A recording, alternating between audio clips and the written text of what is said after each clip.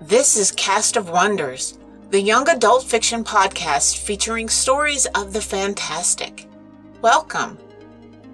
Episode 447. I'm Carissa Sluss, your host for this episode and associate editor at Cast of Wonders. Every year, Cast of Wonders highlights some of our favorite episodes from the previous year. It's a great chance for us to take a bit of a breather and let you, our listeners, catch up on any missed back episodes with new commentary from a different member of the crew. My staff pick from 2020 is Candy Wrappers by Caitlin Zavanovich, which originally aired on November 29th, 2020 as a Cast of Wonders original. Caitlin, whose surname is pronounced Zavanovich, is a writer, a third culture kid, and a former Marine. She has lived in Cairo, Fallujah, and Abu Dhabi. For the time being, her home is on Japan's southernmost island, where she lives with her husband and 4 loud children. She is a graduate of Viable Paradise. The narrator for this story is Sheree L. Stewart. Sheree is co-host of the entertainment news podcast TCAD and movie review show The 10 Men Take. She's also the star of the science fiction comedy podcast Good Morning Antioch, Season 3 coming soon. And now, we've a tale to tell.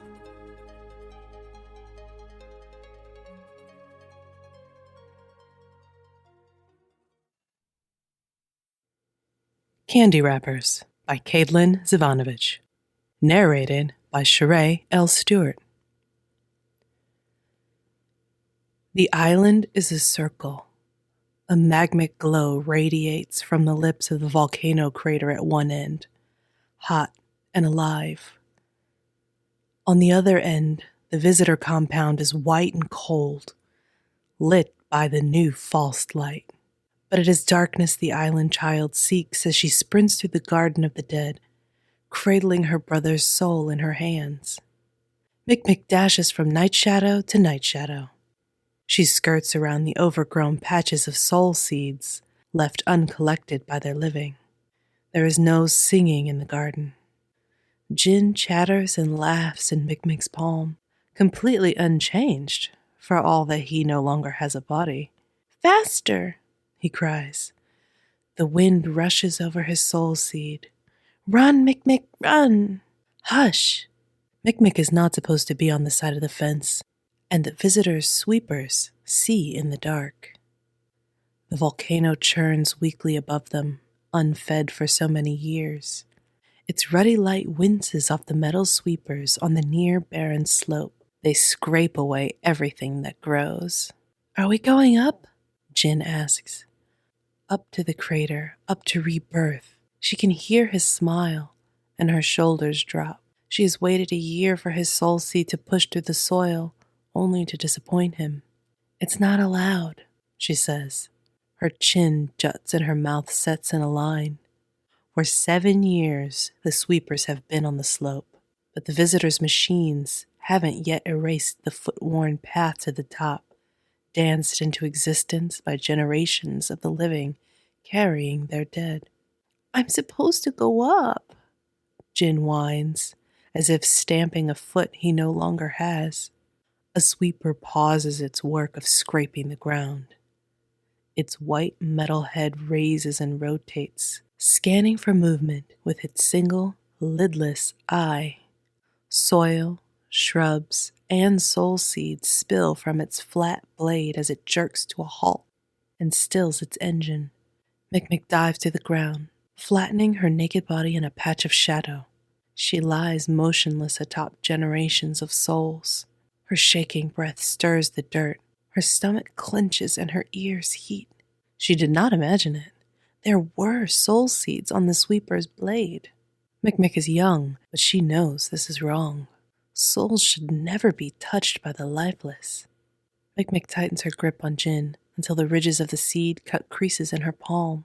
Beneath her, a soul shifts and turns. "Is it time to go up?" it whisper begs.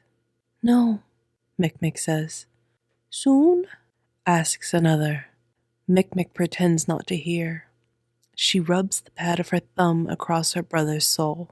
The sweeper's eye clicks and retracts into its metal head. Its body growls and shakes as it resumes its work of defiling the past. Its tracks leave a trail of lines in the newly barren foothills. A chorus of worry rises from the untidy, untended garden. They speak, now that there is someone to listen. Where is my sister's soul? An old seed asks. Where is my son to take me up? Why is Uncle Seed silent? Can you find Amijah? Where is? Mick stands and runs. Her bare toes tap and slide across the songless seeds of her people. Their questions pierce her just as the sweeper's eye will if she stays any longer. The metal fence links bite into her fingers and the thick soles of her feet. She slides Jin's soul seed under her tongue as she climbs. He laughs inside her mouth, delighted with the wetness and warmth. She drops to the ground on the other side and spits her brother in her palm. I have you, she assures him. I'm taking you home. But why? He asks, unassured. I want to go up. I want to keep playing. The nearest sweeper clinks and spots her. Pistons screech. The monster pushes up on its claws and shoots her with a beam of new light. Mick runs, passing the massive metal sign barring entrance to the Garden of the Dead. No life allowed, it reads in visitor letters. And always wash your hands. Night wind slides over Mick's bare chest, wrapping around her legs as her feet pad a soft rhythm in the hardened soil of the village. A moth keeps pace with her for the space of a breath. Powdery wings brush her temple. She lifts Jin and invites the moth to perch and tickle her brother's soul. Jin laughs as the tiny feet light upon him, but the wings turn, cutting the air. 3 bulbs of new light hang from a chicken coop. The moth flies at the harsh glow, battering its fragile wings and body against the unmoving bulb of glass. Light bulbs transform the landscape of the village with its side-lit shadows. Mick cannot trust the path beneath her feet or the dark corners beyond the huts. The new lights show much, but they hide more. Girl, Mick's feet slide on small pebbles. Jin yelps between her fingers. You are naked. The marm stands at the edge of the light. She is a visitor woman. She is made of bones wrapped in sickly skin. Her dress begins at her neck and ends at her toes. A thin parasol twirls between her gloved fingers. It casts further shadows on the sharp edges of her face. Her smile reveals teeth too small for her mouth. There are shadows in the spaces between. There are shadows wrapped around her words. She covers her thin, dry lips with 3 straightened fingers and titters like a lorikeet. Jin grunts, snorts, and Mick holds him behind her back. He has no mouth for her to cover. Something is wrong with the she starts. The marm covers her ears. Speak correctly or not at all. Yes, marm. Mick uses only visitor words and the visitor accent. Come, girl. Sickness will stick to your naked skin. Microbes, germs, flourish in this humidity. She indulges her with a smile. Humidity is the wetness in the air. Do you understand? Yes, marm. Can you repeat the new word I've taught you? Mick fits her lips and tongue around the strange visitor sounds. Humidity. Very good. You children learn so quickly. Education can elevate you. Understand? Mick keeps her face carefully blank. Yes, marm. Now that you have a proper teacher, yes? She prompts. Yes, marm. The visitor waits and the parasol spins on her shoulder. Mick squeezes her fingers into fists. Thank you, marm. Very good. Have a chocolate. She bends at the waist to bestow a treat wrapped in shiny red paper. Mick hesitates. She plucks the chocolate from the marm's palm and puts it in the same hand with Jin. In life, he loved to hear the crinkle. Cover yourself. The garment snaps in the air when the marm pulls it from her bag. It fits tightly around Mick's arms and squeezes her about the middle. There are 2 pockets in the long skirt, and she hides Jin's soul seed in one, the chocolate in the other. The marm sets 2 pairs of foot clothing on the dirt. Find your size. Mick scrunches her nose and pokes a toe at the shoes. They don't fit. The marm's face curdles. She puts on a smile like a mask. Yes, well, they are made for normal feet. Normal? Jin scoffs from her pocket. Mick clenches her teeth. Yes, normal, the marm answers, thinking it was Mick who spoke. Not so flat and wide. Why are you out at night, girl? It is dangerous in the dark. Jin died, marm, Mick says. I'm sorry, child. Illness spreads so quickly when everyone lives on top of each other like this. So many have died. The marm squints at Mick's hair. She steeples her fingers and taps them against her lips. Come into the light. She pinches the fabric of Mick's sleeve and tows her to a glass bulb. Jin sucks in his breath like he's wincing from a sharp pain. He died last year, Mick says. The marm hears, but she does not listen. My brother Jin, he sat next to me in school classes. You sit next to Ponji, sweetling. She produces a ribbon and pokes timidly at Mick's coarse locks. You have to straighten this. So unkempt, so many tangles. Ponji sits with her near sisters, Mick says. Jin sat next to me. Oh, sweeting. Are you sure you don't mean Graji or Ganjin? All the names sound the same. I'm sure it's easy to become confused. The marm is so thin, and she balances on tiny feet. Mick imagines she would snap with one push. I'm not confused about my brother's name. Jin's soul flips about in her pocket. The new light pulses brighter from its bulb. There. The marm pulls the ribbon tight and wipes her gloved hands on her skirt. You are prettier with your hair out of your eyes. Have another chocolate. Why is there a fence around the garden? The marm's eyes are frozen and round. Did you go near the garden, girl? It's scuffed, messy. The dead aren't singing. 3 gloved fingers to lips. Another titter. The dead can't sing, treasure. The dead cannot do anything. Dead means gone. Jin jumps in her pocket and blows a raspberry through phantom lips. Dead is just waiting, Mick says. Waiting to go up, waiting for rebirth. She touches her woven necklace beneath her dress. It's not the end. It's just one point on a circle. Don't go near that graveyard, girl. Leave the dead alone. Jin isn't gone, Mick says. Her hand plunges into her pocket to make sure. The marm winces. Perhaps he should have washed his hands more. Proper hygiene saves lives. He didn't get sick, Mick says. Fat, hot tears drip in the dust at her feet. He fell when we were playing. We weren't done with our game, Jin shouts. He hops from Mick's pocket, and she snatches him from the air. The marm sees him. The false sympathy sloughs from her face. Put that down, girl. Her pointy tongue licks dry lips. It's very, very dangerous. Give me the stone. It's not a stone, it's a seed. It grows. It begins again. Sharp fingers tweak Mick's ear. It's covered in microbes. It came out of a corpse. Give it to me before you get everyone sick. With her brother's soul tight in her fist, Mick bats the visitor's stick-thin hand away from her head. The bony marm topples like a bundle of kindling. Dust plumes. I'm not gone, Jin taunts. I'm here.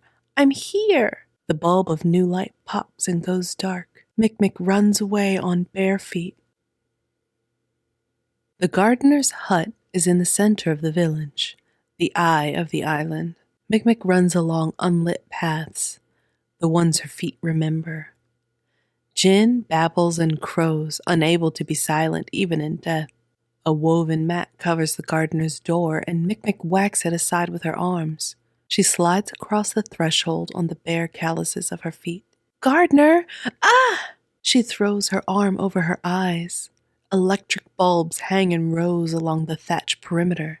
Jin cries out against the sharp light, and Mikmik cups her palms to protect him. She blinks rapidly to clear the blindness. In the center of the room, the gardener is marooned on his cot, surrounded by a sea of electricity. His eyes water and waver above the flickering corners of his mouth. A shaking hand points to a gourd. Mikmik draws a ladle of water. She pauses. Candy papers line the long wall, tucked into the reeds and secured with tree sap daubs. They rustle like butterfly wings with each shift of air. Sharp winks of light bounce from the husks of visitor chocolate. Jin makes the sound of jealously sucking his teeth. Mikmik kneels beside the bed pallet and lifts the water to the gardener's lip. Sparse white hair hangs about his shoulders. He is shrinking and sick, a wilting plant choking amongst weeds. Gardener!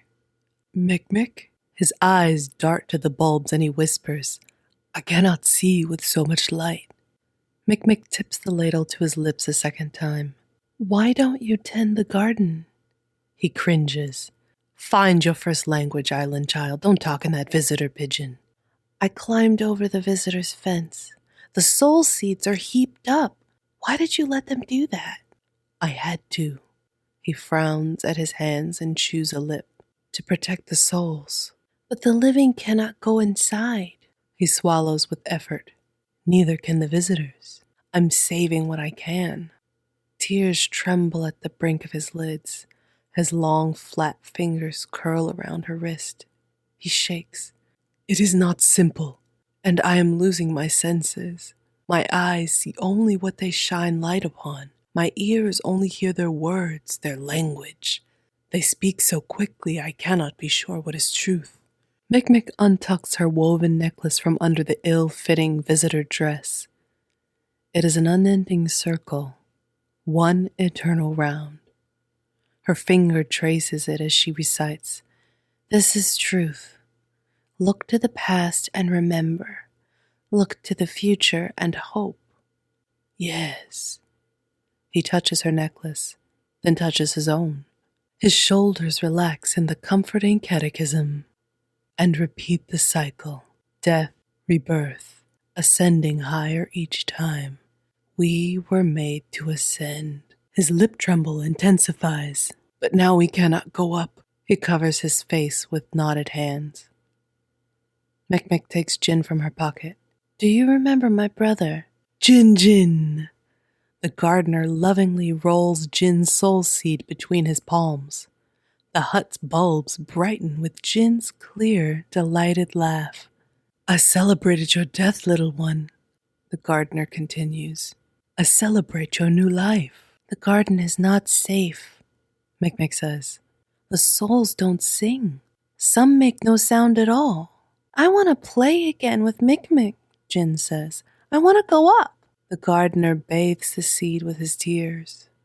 The doorway covering rustles and Mikmik flinches, fearing the marm. Instead, the gardener's daughter, Denig, totters across the threshold and drops to a woven mat with a sigh. The new light allows her to work late, building the concrete hospital. Don't bother my old father, Mikmik. She pulls at the tight foot covers on her feet. Pus blooms from broken blisters on the outside toes. She reaches for a salve. It is these lights that bother me, the old man snaps, erasing his tears with the back of his hand. He taps a fingernail against a bulb. I feel strange, Jin whispers to Mikmik. My stomach is sour. She presses him in the hollow of her throat. I'll find a place for you. Hear my father complaining about light? Denig kneads the ache from her feet. Do you think your sister's son has electricity? Or the story keeper and her rude little wife? Our hut is one of the few. The light makes it clean and beautiful. And it smells like chocolates, Mikmik says. How'd you get so many? I'm a good citizen. How else? I always wear my shoes and dress. At work, I only use the visitor language. I also have a glass jar, she boasts, given to me by the marm's own hand. Denik chuts her chin, and Mick helps her unlace the tight visitor dress collar. Do you have a basket, Denik? Huh? To carry my brother. She opens her hand. Little one. Denik reaches for Jin. She rolls his soul across the tops of her knuckles. She places him on the crown of her head and wobbles it in a rhythm while she taps her toes and hums a child's song. Jin laughs and bursts as if he's being tickled. He sings with Denik, off-key, then rolls down her forehead and nose to land in her skirt. The gardener is weeping. You are always the best dancer, he says to his daughter. You tapped a trail through the garden. You struck your heels on the volcano path. How we celebrated you as you danced for death, as you led the souls to rebirth. The soul seed sighed with your movements. Oh, daughter, you must dance again. Denik's smile falls into a scowl. She brushes Jin's soul from her skirt and rolls heavily to her feet. She crinkles her chocolate papers to reassure herself. I cannot dance in shoes. Mick, I ache a little, Jin whispers. I'm hurrying. Mick roots under the table. There are bags, the plastic kind made in the visitor's facility. She sees the daughter's glass jar and touches its smooth, thick sides. But these are lifeless materials, and she will not trust her brother's soul to them. You must dance for Jin's death, Mick, the gardener says. Tap your toes and strike your heels. Take him up so he may be reborn. The daughter spins on her wide, flat foot. We cannot take the soul seeds up, old father. The seeds, they are catalyst, Mick supplies. No baskets under the stack of blankets. It's only a child's seed, daughter. What difference could it make? It's not just fire and heat within the crater. There are volatiles. If any more life goes into the volcano, it will erupt. If the visitors hadn't arrived when they did, we would have destroyed ourselves, throwing so many soul seeds into that stew of lava. That is the cycle of the island. The gardener lifts his arms above his head, shaking arthritic fists. It erupts and is reborn. It has happened before. It will happen again. The island is a circle. The visitors want us to fear death, but we were made to ascend. Ascend to what? The visitors have given us education, technology. We write our genealogies instead of passing them from mouth to ear. Concrete buildings survive the storms. And the medicine. Children don't die when they get sick. Not anymore. Denik turns her back and plants her heavy feet. Wearing shoes, speaking like them, keeping off the volcano. It is a small price to pay. Mick turns her head from the gardener to his daughter and back. Why is there any price at all? I miss my garden, the gardener says. Now I must ask permission to go there. In my own garden, I am the visitor. Can't you remember, Denik? Can't you remember how the soul seeds sang? I remember. I danced that foolish dance every 7 years. I danced to the mouth of an angry god. Then I learned it will only ever reward us with fire and ash. And rebirth. He pulls at his necklace. Look to the future and hope. Mick, Jin moans. It's the lights. They're too bright. You don't need to hope for the future, old father. You can see it here. We have ascended through knowledge. Even night no longer rules us. Night and day are also a cycle, her father says. We have broken it. Denik's shoulders hunch. Her nostrils flare and her anger clots. Thick fingers pull Jin's soul seed from Mick's palms. Wait, Mick says. But Denik is proving a point to her father and cannot hear the protestations of a little girl. This is the past, a dead stone. Mick pounds pudgy fists against Denik's fleshy hip. You can hear his voice. I am not a stone. She lifts Jin's soul to the white bulb. This is the future, Denik says. Light in the darkness. Mick. Jin whimpers as Denik holds him closer to the light bulb hanging in the thatch. It hurts, Mick. Electricity sizzles in the air. Light crescendos in the space of a breath. It buzzes like an angry hive and does not abate. They squeeze their eyes and scream. Denig drops Jin. She sucks the fingers that held him. They are burned. Her eyes are wide and white. Mikmik presses Jin's soul seed against her beating heart. She feels nothing. He does not answer when she calls his name. What did you do? I... Denig's mouth flaps open and shut. Jin is silent like the seeds of the garden. He is silent as he never was before. The gardener slips to the floor, white hair splayed across his shoulders. He has realized why so many in the garden cannot sing. The sweepers on the slopes, edging closer to the fence, the missing, and the silent. The way the visitor facility glows brighter as each soul seed quiets forever. The visitors did not fight them for the souls. They took them by degrees. Where is? His aged fists pound the dirt floor, an inversion of the death dance. We have sold our dead for candy wrappers, he cries, for candy wrappers on our walls. Mikmik's dry tongue scrapes the roof of her mouth. I can't hear Jin, gardener. He feels... She does not say gone. What do I do? Do? He says between sobs. The circle is broken. We have forgotten the past. It is too late. Denig cowers in the pulsing, over-bright light. The burnout of Jin's soul has left blisters on her fingers, blisters to match the ones on her toes.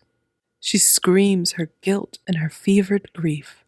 Her glass jar shatters in her large hands, but the sound is not a song. It will not replace a soul. The chocolate papers mock her from the wall.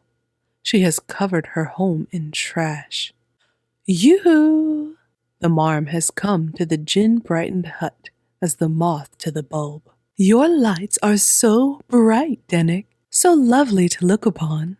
Her shadows fill the doorway, a barricade.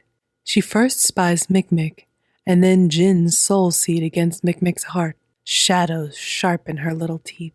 There you are, rude girl. Give that to me. It is dirty, and then you must wash your hands. It is my brother. It is a stone. It is nothing. Give it to me. She takes 2 steps forward, tiny shoes clicking. Grief snaps the gardener's heart. He curls into himself. Denig is lost. She blinks at the lights, at her chocolate paper walls. Jin makes no answer. He does not laugh or move. Mikmik is alone. Her necklace rasps against her knuckle. It is woven and worn, but it is endless.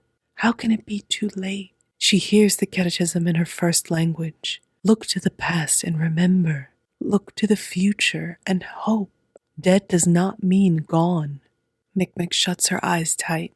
I have a brother. The marm lunges over the gardener's weeping form and swipes her gloved claws at Mikmik's hair. The ribbon comes loose. Her mane springs free. Mikmik dives through a curtain of candy papers. She sprints away on flat, wide feet. He is Jin. I have not forgotten his name. Mikmik runs past lifeless concrete buildings. She does not stop to read the multitude of signs surrounding the village, reminding the islanders again and again that they are unclean, less than. She shuts her eyes as she passes the new light, shuts them tight so she will be able to see. Up and over the metal fence of the Garden of the Dead, she tumbles and spills onto the pile of soul seeds. The chocolates fall from her pocket. She leaves them on the ground. Light floods the mountain and the garden.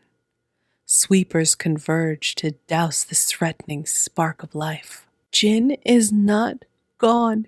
He wants to go up. Her voice soars over the screeching and clunking of the sweepers. It bounces among the soul seeds. It wakes the voices of hundreds, thousands. They echo. They amplify.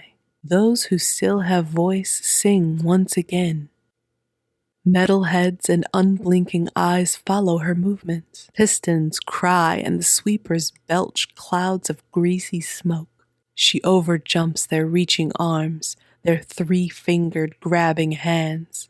Metal digits pinch and rip her dress. She shudders free of the fabric. She is naked again, as she was when she collected her brother's soul seed, as she was when she was born. The sweepers cannot follow her up the slope. Unlike her, they were not made to ascend. The hungry volcano churns before her. The island is a circle, a wheel, a cycle. Jin's silent soul seed is warm in her hand. Death before rebirth. Look to the past and remember. Mikmik remembers her brother. Look to the future and hope. We'll finish our game, Jin. I will hear you laugh again. She steps into the volcano. Every light bulb in the village bursts into shards when the volcano erupts. The visitors' facility falls dark. Their signs and fences topple. With no light to blind them, the people can see. They remember the beauty of death and the promise of rebirth. The island is a circle. Denig uncurls her old father from the floor. They gasp together at the pillar of smoke and fire. Molten death descends, and her father is not afraid. Perhaps, Denig hopes, it is not too late after all. She taps her toes, then strikes her heels. I think one of the things that struck me first about this story was the clever juxtaposition of the futuristic science fiction against a somewhat rural and rustic setting. The next thing that struck me was how clever the representation of colonialism was, portrayed by a robotic machine that literally sweeps away the native culture and keeps sweeping to ensure it never comes back. Most of all, it struck me as a story of hope. Even with the destruction of a volcano, there is hope of renewal and rebirth, and maybe even a world that could be a little better than the one that was left behind. I think that's something we all yearn for most of the time, but especially right now. This is a story that speaks to me personally about hoping that suffering won't last forever and better days will come. Join us again next time when Assistant Editor Andrew K. Ho brings you his favorite story of the year. We love bringing you the best audio fiction week after week, but we can't do it without your support. Your donations pay our authors, our narrators, our servers, and our staff. Please consider supporting us with a monthly donation through either PayPal or Patreon. You can also review us on Apple Podcasts, request us on Spotify, and consider the stories we publish for award consideration. There are lots of ways you can help. Join the discussion on the EA forum, forum.escapeartists.net, or visit us on Twitter at Cast of Wonders. Come say hello. Cast of Wonders is a production of Escape Artists Incorporated and is brought to you by your host today, Carissa Sluss, our editor, Catherine Inskip, assistant editors Andrew K. Ho and Carissa Sluss, associate editors Amy Brennan, Alicia Caparasso, William Haight Minor, Sean Proctor, Emma Smales, Ray O, and Susie Rodriguez. Art director Alexis Goebel, community manager Denise Suttle, and our audio producer Jeremy Carter. Our episodes are released under the Creative Commons Attribution, Non-Commercial, No Derivatives 4.0 International License. That means you can download or listen to the episode on any device you like, but you can't change it or sell it. Our theme music is Appeal to Heavens by Alexei Nov, available from Promo DJ or his Facebook page. Thanks for listening.